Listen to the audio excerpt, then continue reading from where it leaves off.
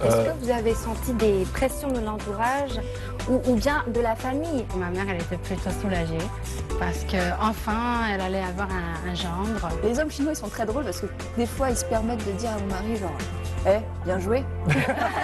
Vous vivez avec votre mari respectif tous les jours. Est-ce que on arrive toujours à respecter les valeurs de l'autre, les habitudes de l'autre? Je crois que le secret dans un couple multinational, c'est avant tout de s'adapter à la culture de l'autre. Souvent, on perçoit les autres cultures à travers le filtre de sa propre culture. Le principe numéro 1, c'est la femme qui a toujours raison.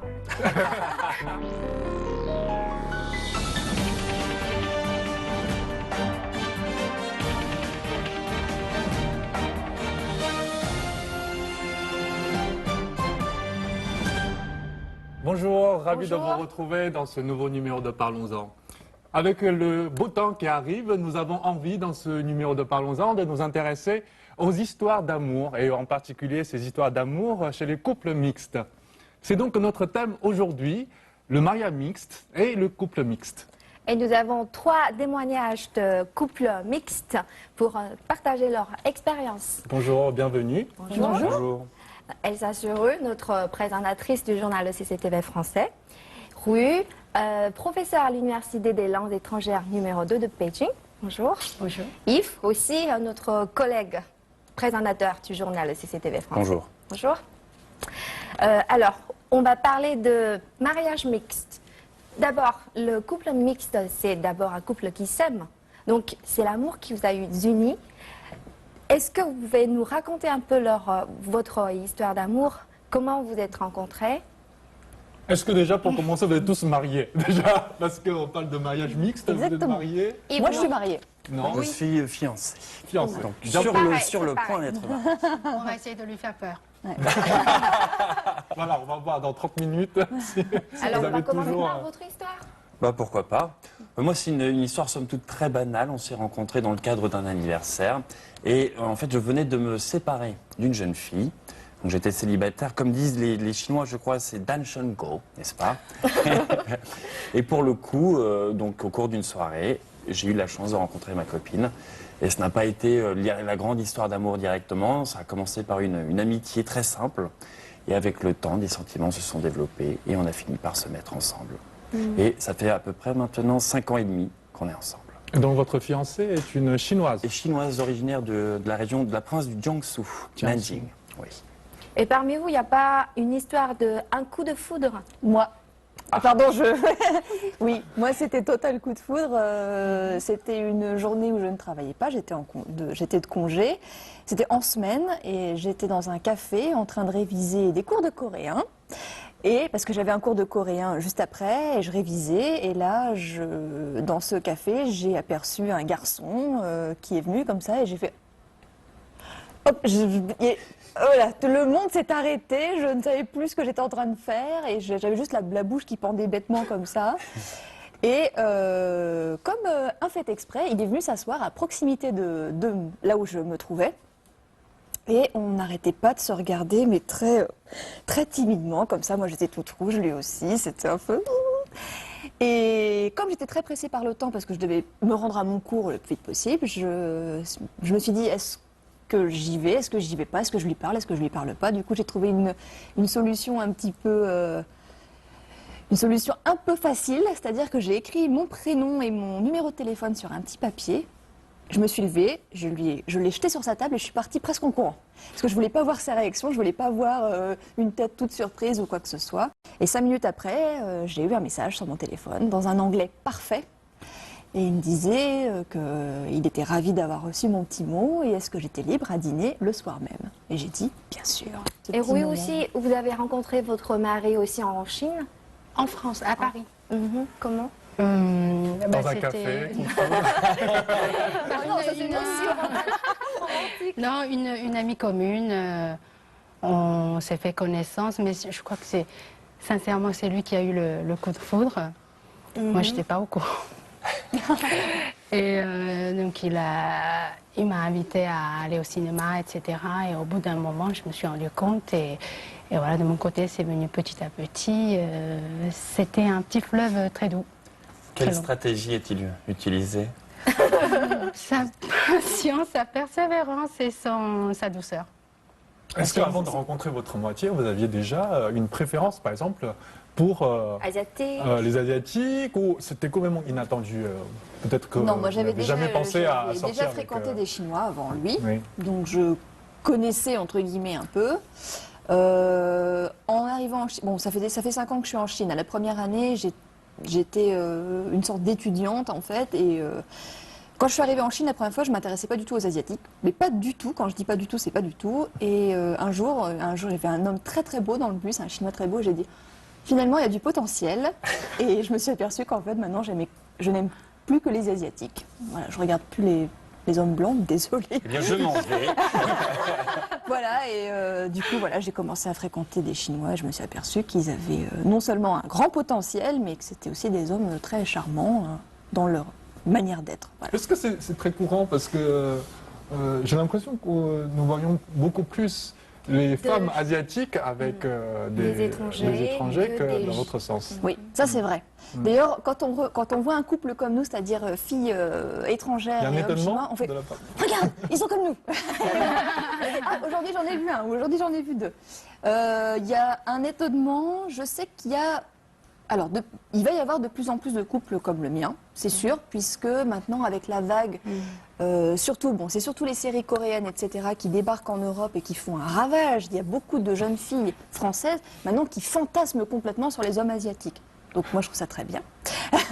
Et je pense que maintenant j'ai pas créé une communauté sur Internet, mais disons que j'ai eu l'occasion de discuter avec des gens en ligne. Et Un forum. ouais, un forum, exactement. Et je me suis aperçue qu'il y avait pas mal de Françaises à Pékin qui se fiançaient ou qui se mariaient avec des Chinois. Donc je pense que c'est un phénomène qui va se développer et au bout d'un moment, ce sera plus une surprise de rencontrer des couples comme le mien, en fait, je pense. Est-ce que au début de votre relation dans la rue, vous remarquez quand même que les gens vous regardent toujours, on nous différemment, regarde même toujours, aujourd'hui? on nous regarde toujours, et puis c'est souvent avec beaucoup de bienveillance. Alors, les hommes chinois, ils sont très drôles parce que des fois, ils se permettent de dire à mon mari, genre, eh. Donc ça, Un c'est peu de toujours. fierté. Voilà. Bon, voilà, je trouve ça assez mignon, en fait.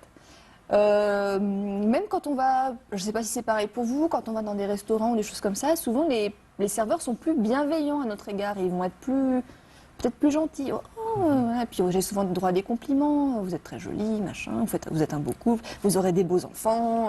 Parce que les enfants eurasiens ont toujours beaucoup de succès. Donc voilà. Donc c'est souvent des regards bienveillants et pas admiratifs, mais presque. Et vous Est-ce que vous avez senti des pressions de l'entourage ou bien de la famille? Dans ma famille, non, j'ai pas senti de vraie pression. Je dirais même que ma mère, elle était plutôt soulagée parce que enfin, elle allait avoir un gendre. Parce que je pense elle devait s'inquiéter pour moi. Hein. Elle devait se dire que je n'allais pas trouver de mari, Vous etc. avez quel âge à ce moment-là? 25, 26 ans. Mais c'est jeune encore. Non, pas parce que j'étais vieille. C'était pas ça. C'est que je pense que j'ai un caractère qui est pas vraiment typique, traditionnel, chinoise très douce, avec des grands cheveux, des cheveux très longs, etc. Mais c'est pas vrai du tout. Donc, voilà, je pense, hein, dans ma propre pensée, je me disais que je correspondais pas au profil standard recherché des hommes chinois. Et donc ma mère aussi, elle se disait ça. En tout cas, elle a eu rien, mais pas du tout de réaction de mauvaise surprise. Non. Non, elle était plutôt contente. Et vous avez rencontré votre mari donc en France. Oui. Est-ce que en France, quand vous vous baladez, quelle était la réaction des gens à Il n'y avait votre pas égard? d'axe de réaction parce que les gens, ils sont tellement habitués à ça. Oui, oui. Non, non, ils n'ont pas de Très réaction. différent de la réaction que vous pouvez... Oui, il y a des réactions en Chine, Quand mais on va en France, France non. tous les deux, personne ne nous regarde. Mais Non. personne du Oui. tout. Voilà. Maintenant, les Français se marient de moins en moins. Ils optent plutôt pour... donc, vous n'êtes pas encore marié, mais vous êtes fiancé. Fiancé, oui. Comment vous avez arrivez-vous à faire la décision de se marier? Alors, je n'ai pas encore pris cette décision, dans un premier temps. Et je dirais que moi, depuis le début, j'ai eu la chance d'être né dans une famille biculturelle, puisque ma maman est polonaise et mon papa est français. Donc, dans un premier temps, j'ai eu la chance d'être très vite accepté par la famille chinoise, parce que je pense que j'ai réussi à m'adapter à la culture chinoise assez facilement. Je crois que le secret dans un couple multinationale, c'est avant tout de s'adapter à la culture de l'autre et surtout de faire preuve d'une forme d'empathie pour l'autre culture, une forme de bienveillance vis-à-vis de l'autre, une curiosité naturelle. Je crois que les couples qui sont extrêmement réussis, les couples qui sont les plus épanouis, c'est ceux justement qui font preuve de cette curiosité vis-à-vis de l'autre. Par exemple, votre mari, je suppose qu'il parle très bien chinois et qu'il s'intéresse beaucoup à la Chine. Comme vous parlez un français excellent, j'imagine que ça a dû faciliter aussi la relation dans votre couple. Tout à l'heure, vous avez posé une question sur la façon dont nous avons été acceptés par la famille chinoise. Ça a été un véritable défi, puisque j'ai dû passer... L'interrogatoire. Exactement. Bien sûr. Alors, c'était lors de la fête du Nouvel An chinois, Chunjie. Et le papa de ma chère et tendre est un amateur de baijiu. Donc c'est l'alcool très très fort chinois. Et donc j'ai dû faire preuve, j'ai dû lui montrer que j'étais un homme et que j'étais capable de tenir l'alcool. Donc au fur et à mesure de la soirée, il me servait des verres à n'en plus finir, donc des verres de ce type. Et j'avoue que j'ai jeté l'éponge au bout du 6e ou 7e verre, parce que je n'étais plus capable de lui tenir la route. Mais il a su apprécier, je pense, les efforts que j'ai pu fournir. Et justement, c'est ce que je voulais dire aussi, je crois que c'est ça le secret d'un couple réussi. Quelqu'un qui est capable de faire preuve d'une certaine faculté d'adaptation. Celui qui va essayer d'enlever l'espace d'un temps, les lunettes de sa propre culture, parce que souvent on perçoit les autres cultures à travers le filtre de sa propre culture. Et je crois que c'est justement ça le secret du mariage, c'est avoir conscience des limites de sa propre culture, des stéréotypes qu'on peut avoir sur l'autre, des prêt-à-penser qu'on peut avoir, et au contraire, détenir une forme de regard, de nouveau regard sur sa propre culture, une forme de regard éloigné. Lorsque vous nagez dans une nouvelle culture, vous vous rendez compte des limites de votre propre culture. Et je crois que ça, c'est essentiel dans la réussite d'un couple mixte, international, franco-chinois. C'est se rendre compte que finalement, la culture dans laquelle nous sommes nés n'est qu'une façon de surfer sur les vagues de la vie. Une forme de logiciel qui nous permet d'appréhender la vie, mais pas forcément la seule solution possible. Alors, vous parlez très bien, c'est très très beau, mais alors, je vous ai entendu tout à l'heure, qu'est-ce que c'est beau, c'est magnifique, comment c'est dit, sorti de la bouche d'un homme. Alors, est-ce que c'est possible, dans le quotidien, tous les jours, vous vivez avec votre mari respectif tous les jours, est-ce que on arrive toujours à respecter les valeurs de l'autre, les habitudes de l'autre? Eh bien, Sofiane, vous soulevez un point très intéressant, parce que moi, la culture de l'autre, des fois, elle me saoule. Non, bon, comme Yves et comme Hu, je pense que j'ai réussi à m'adapter assez facilement. Après, je dois avouer quand même qu'il y a certains aspects de la culture chinoise, moi, qui me conviennent pas. Et c'est pas forcément. Oui, et c'est pas. Par exemple. C'est pas forcément parce que je suis française. Je pense que en tant que femme, il y a des choses que moi j'accepte pas, des réactions de macho incroyables. Voilà. Donc il y a des choses qui me dépassent, il y a des choses que j'aime pas. Par exemple, la manière dont on traite entre guillemets les femmes enceintes en Chine, je trouve ça ignoble. Enfin, je pense j'aime pas du tout. Et d'ailleurs, C'est-à-dire? De quelle façon sont-elles? Je sais pas, on leur empêche de se laver les cheveux, on les empêche de se laver. Julie, vous pouvez expliquer un petit peu à nos téléspectateurs justement qui ne connaissent pas Zuo Yuezi. En Chine, c'est une tradition pour les femmes qui viennent d'accoucher. C'est-à-dire après la naissance de l'enfant, il faut rester à la maison 42 jours. Au début, je pensais que c'est 30 jours. Et aujourd'hui, on m'a dit que c'est 42 jours. C'est très Ah, précis. je ne Je savais sais pas pas. pourquoi. Je ne suis pas encore Et mariée, je n'ai pas impossible d'enfant. de se laver. Il ne faut pas se laver. Je pense Les que c'est cheveux. un petit peu, c'est une doctrine. Après, il y a des fondamentalistes Oui. et d'autres qui sont plus rénovateurs. Pour les plus réservés, on peut rien faire. On peut vraiment rien faire. Mais pour quelle raison? Ils ont peur que la femme attrape froid, qu'elle se casse les os, parce qu'apparemment après l'accouchement, les os sont très fragiles, etc. Et que s'il y a un courant d'air, on attrape le froid, que le bébé attrape froid, etc. Donc Ça part d'un bon sentiment. oui, mais après, pour les gens qui ne s'identifient pas à cette doctrine-là, ça peut être vraiment violent. Moi, j'ai aperçu ça comme une violence. Donc, il fallait tout le temps jouer la stratégie. La solution, ça peut être de couper la poire en deux.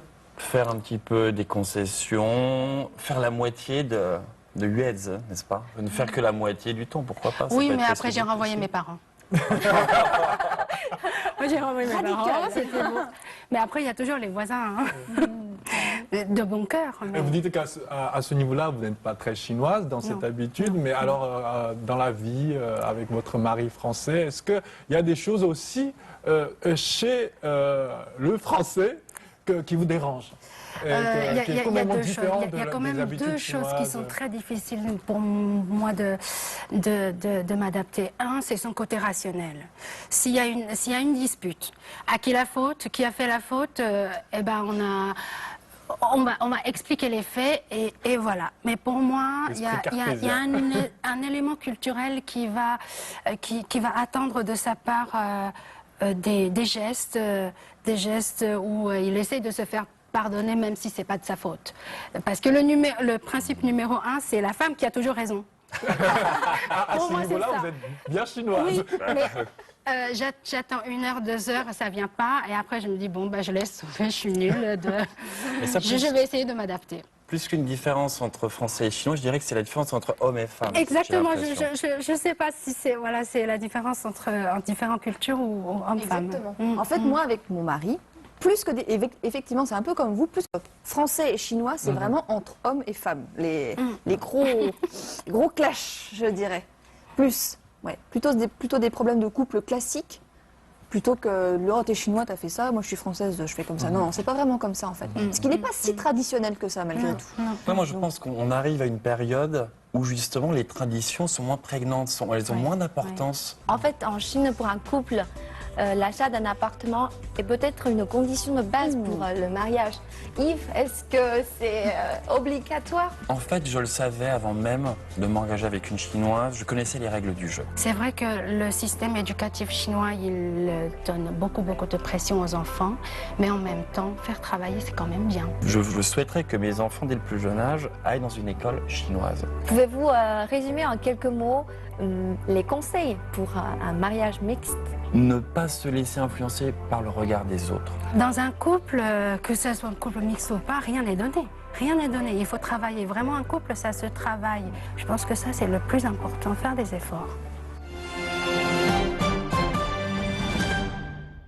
Et lorsque vous vous êtes rencontrés justement, est-ce que vous vous êtes mis tout de suite d'accord sur le lieu, la ville dans laquelle vous allez vivre ensemble, le genre de vie que vous voulez avoir Moi, c'était un petit peu épisode couteau sous la gorge, mais très très vite. Je lui ai dit, écoute, je suis française, j'aime bien la Chine, tout ça, j'ai un travail super à Pékin, donc pour l'instant, je me vois rester quelques années à Pékin, mais ça ne durera pas.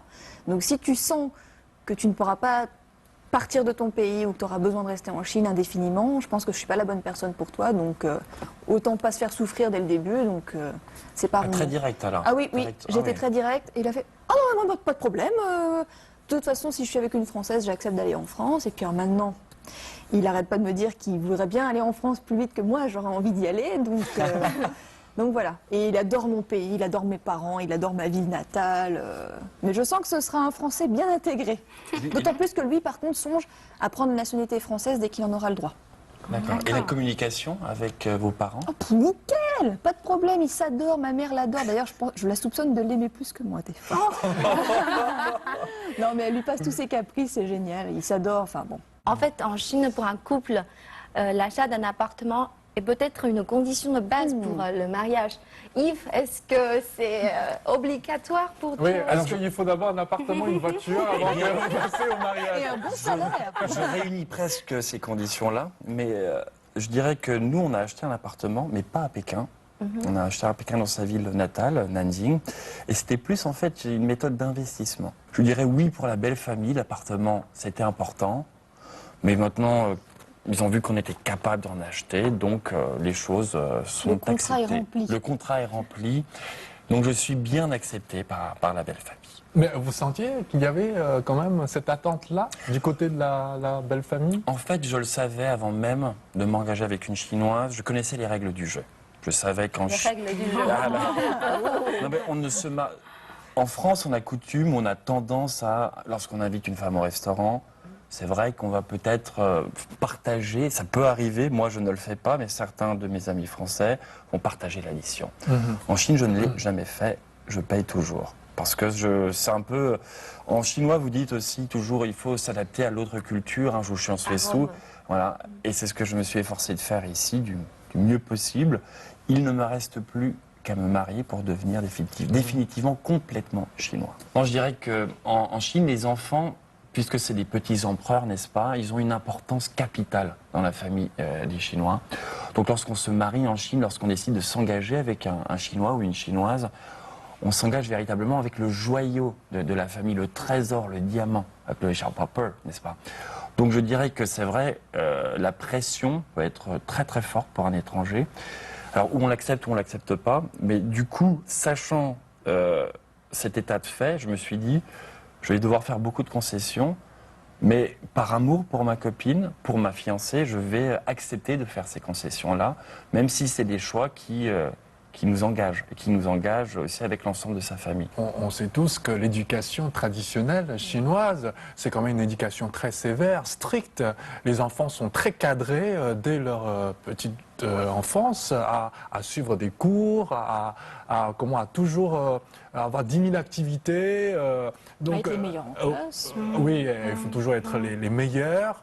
Donc à ce niveau-là, vous, quel genre d'éducation vous avez reçu lorsque vous étiez petite? Est-ce que c'est la même éducation que vous essayez de donner à vos enfants aujourd'hui? Non, c'est pas la même, c'est pas du tout le même style. Moi, à mon époque, je pense que les gens, il n'y avait même pas ce concept de éducation, de modèle éducatif, de philosophie éducative. Il n'y avait pas juste que je fréquentais une école. Mes parents, ce sont de simples ouvriers. Maintenant, moi, j'ai eu la chance de faire l'université et je suis allée plus loin. Donc, je me fais mon idée. Je pense qu'il faut trouver vraiment un juste milieu. Je pense que c'est vrai que le système éducatif chinois, il donne beaucoup de pression aux enfants, mais en même temps, faire travailler, c'est quand même bien. Donc, il faut trouver un juste milieu. Je me dis que si je pouvais trouver et le côté je fais travailler dur de l'école chinoise et le côté émancipateur de l'imagination des enfants, ce serait parfait. Nous, même si on n'a pas encore d'enfants, mais je suis déjà un peu dans le conflit avec ma compagne. Puisque elle... enfin, un conflit chez vous.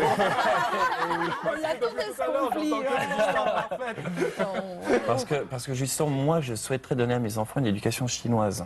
Apprendre les caractères chinois, c'est un travail... c'est extrêmement difficile. Très bien. Et moi, je souhaiterais que mes enfants, dès le plus jeune âge, aillent dans une école chinoise. Et elle souhaiterait que nos enfants aillent dans une école française. Pour moi, ce serait plus logique en fait, d'apprendre les Hanzi dans un premier temps, parce que pour faciliter l'apprentissage de ces Hanzi aux enfants, parce que par la suite, je connais beaucoup de familles dont les enfants ont commencé par justement suivre un enseignement français. Ils ne savent pas écrire chinois, parce qu'ils commencent à apprendre à écrire à 8 ans, 12 ans ou plus tard. Et du coup, ils ne sont pas bilingues. Moi, j'avais une question à vous poser sur le bilinguisme, justement. Oui. Est-ce qu'à votre avis, un enfant est véritablement capable d'être complètement bilingue dans les deux langues, avec le même niveau? Non, ça dépend des domaines. Dépend. Vraiment, je pense que ça dépend des domaines. Par exemple, dans la vie courante, les enfants, ils vont s'exprimer en chinois sans problème. Mais après, pour ce qui se passe, raconte-moi ce qui se passe à l'école. Eh ben, il va virer en français, il n'a pas de choix. Il va pas essayer de traduire le mot conjugaison en chinois. Non. Donc ça dépend vraiment des domaines. Là, c'est des domaines où il a développé sa capacité en français, il va parler en français. Oui. Et justement, ces enfants, comment est-ce qu'ils sont perçus? Parce que c'est quand même des Hunsher. Donc, comment est-ce qu'ils sont perçus par les Chinois, vos enfants? Est-ce qu'ils sont considérés comme des étrangers ou plutôt comme des Chinois? Bah, ça dépend des Chinois. Ça dépend des Chinois.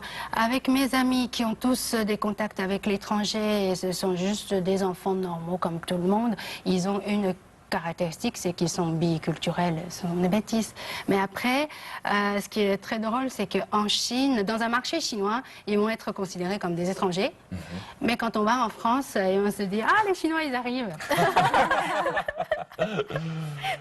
Et pour finir, pouvez-vous résumer en quelques mots les conseils pour un mariage mixte, vos expériences? Yves d'abord. J'en ai parlé au début d'émission. Je dirais une bienveillance naturelle. Une curiosité, alors ça c'est vraiment, ça dépend pas de l'éducation qu'on a reçue, mais plus de sa personnalité. C'est vraiment curiosité d'esprit, une volonté de mieux connaître l'autre, d'appréhender de nouvelles cultures. Ça c'est vraiment vital. De préférence, si c'est un peu comme dans votre situation, une personne qui parle très bien le français, une autre personne qui parle très bien le chinois. En général, c'est comme deux pièces de puzzle qui s'assemblent parfaitement. Ça, c'est vraiment, à mon avis, les chances de réussite pour le couple sont multipliées. Et je dirais aussi, je passe la parole. Avoir conscience, comme je disais aussi tout à l'heure, que sa culture, c'est juste un logiciel, une façon de vivre, une façon de penser. Avoir conscience des limites de sa propre culture, disposer de ce fameux regard éloigné sur sa propre culture dont je parlais tout à l'heure également. Ça aussi, ça me semble vital. Et puis, ne pas se laisser influencer par le regard des autres. Parce que justement, quand on vit en Chine, moi-même, comme je suis avec ma femme chinoise, j'évite aussi, par exemple, d'être très proche d'elle, dans la rue, très démonstratif, parce que je sais que je vais me faire juger. Et je préfère rester très discret pour ne pas froisser non plus ces messieurs chinois qui vont se dire peut-être « Oh là là, encore un étranger qui nous a volé une très belle femme chinoise ». Donc je pense la discrétion, mais en France aussi, ça peut être valable, je pense. Donc ça, c'est et puis cette capacité d'adaptation. Ouais, voilà. Je pense que ça, c'est la clé. Cette capacité, cette volonté, en fait. Il y a une volonté qui est très importante parce que dans un couple, que ce soit un couple mixte ou pas, rien n'est donné. Rien n'est donné. Il faut travailler. Vraiment, un couple, ça se travaille. Je pense que ça, c'est le plus important, faire des efforts. Et c'est pas aussi facile qu'on croit. Et peut-être aussi accepter justement que les deux cultures sont différentes, accepter cette différence-là. Ah oui, totalement. Mais à partir du moment où on accepte cette différence, il y a ce respect mutuel aussi, le respect de la culture de l'autre. Ne pas essayer d'imposer sa culture à l'autre et ne pas laisser l'autre non plus nous envahir complètement avec sa culture. Il faut rester mesuré dans tout ce qu'on fait. Et un détail très important pour moi, c'est l'humour et la communication, parce que en fait, je ne pensais pas qu'un Chinois pouvait être aussi blagueur. Mon mari est un gros blagueur, et du coup, on a des journées souvent pleines de blagues et d'humour. En fait, mon mari, c'est aussi mon meilleur ami. Je dis ça comme ça parce qu'il me fait rire, mais des fois, je me roule par terre tellement je rigole. C'est un comique, quoi, c'est un clown. Donc, du coup, même quand on a des conflits, on résout tout par le dialogue, la communication évidemment, et l'humour, c'est très très très important. Je pourrais pas être qu'avec quelqu'un qui me fait pas rire déjà, ça c'est essentiel. Et puis évidemment, comme vous avez dit, la curiosité pour la culture de l'autre, et puis la compréhension.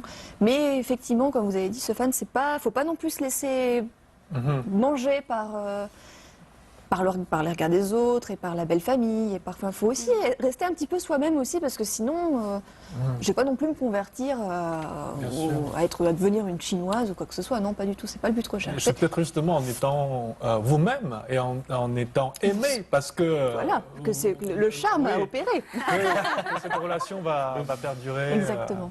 Et voilà. Et oui. Merci voilà. d'être avec nous aujourd'hui pour partager vos histoires d'amour et vos expériences. Merci à vous de nous suivre tous les samedis sur CCTV français dans Parlons-en. Au revoir, Prochaine. à la prochaine. 因为爱情不会轻易悲伤，所以一切都是幸福的模样。因为爱情简单的生长。